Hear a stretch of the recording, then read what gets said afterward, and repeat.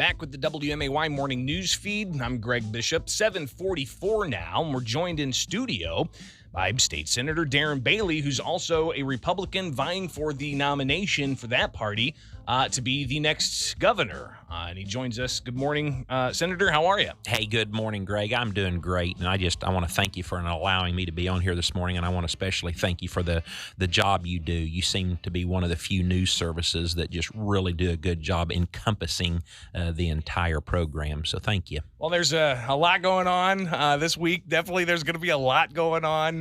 It's incredible that a veto session can actually produce a lot of things that have nothing to do with vetoes.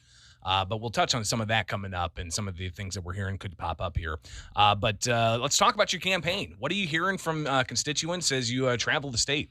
Well, all over the state, and that's what I encourage people to, anytime I say something, I always put action with my words. You can always go to baileyforillinois.com. You can look us up on the Facebook so you can see the true momentum, the grassroots movement that's taking place all across this state. People are fed up. It's quite interesting because even on our campaign site where we receive donations and people are buying hats and shirts and signs, when we kind of dig into who these people are, I'm going to say almost once a day there's a hard Democrat that's getting involved because and then sometimes we'll follow up and have a conversation. They're tired of losing this wonderful republic that we live in. They see it happening. So up in the Chicago area, the ethnic groups, the Romanians, the Hungarians, the Polish, the Cubans, they've witnessed this before, and they're very upset about it. And they witnessed it happen in such a short amount of time, and they're seeing the ingredients being played out exactly here.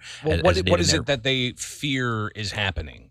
Well, they fear that when you begin to try to dismantle, our law system, when you take away the authority and the power of a policing body, and you let crime run free, and when you start indoctrinating our children, that's the birth pangs of a socialistic, government. They've witnessed it, they've seen it. It happened. History is repeating itself if we allow it.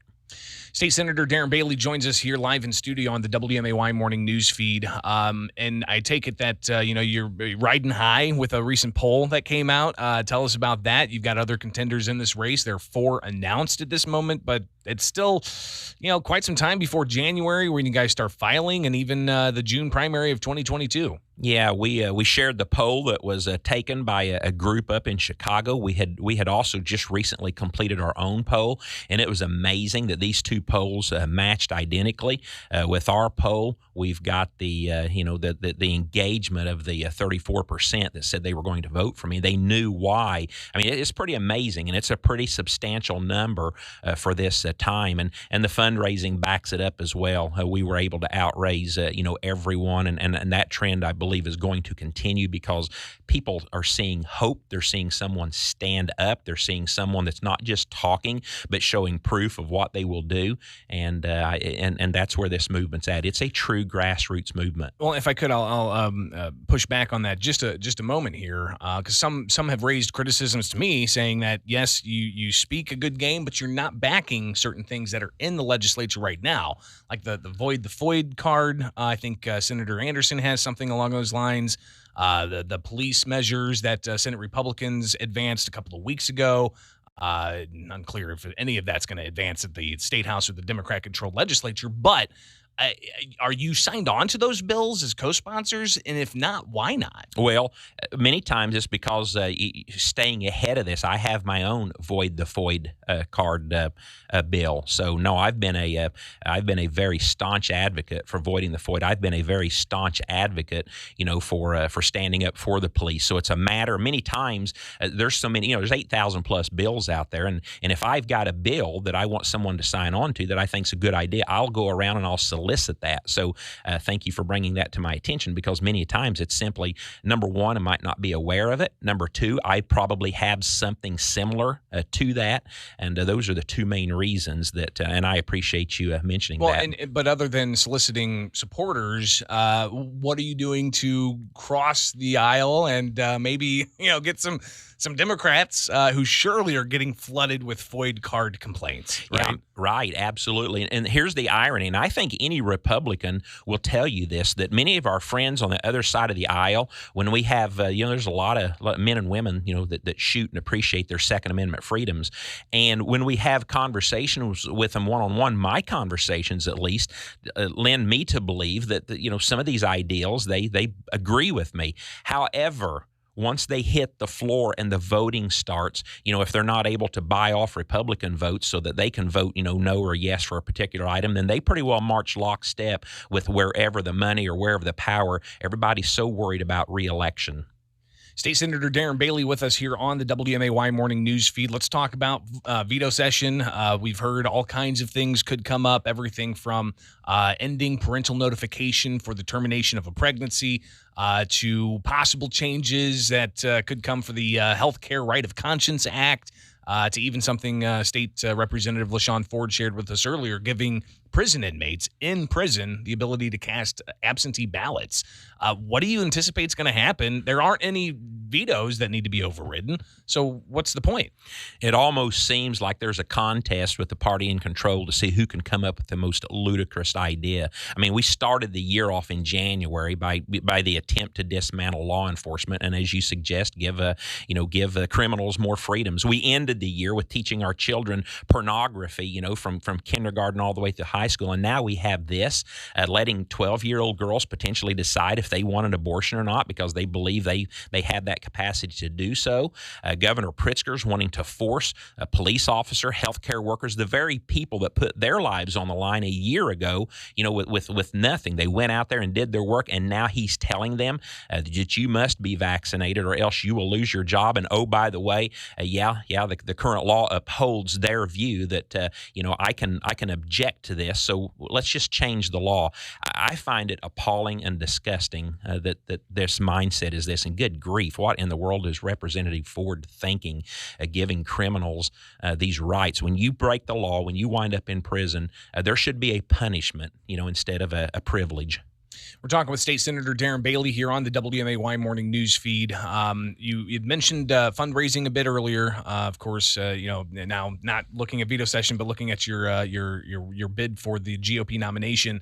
Are you talking to big donors? Or are you looking for some of the just small donors? Yeah, the unique situation with our campaign is we have almost and maybe a little over 10,000 unique donors who have given $5 on up, and many of these are recurring donations. So, a true grassroots movement, that's what it looks like. And then as this grows, yes, you certainly attract the attention of the large donors. I personally believe that many of the super large donors are probably going to set out and watch through the primary because they usually do that. So I fully anticipate that.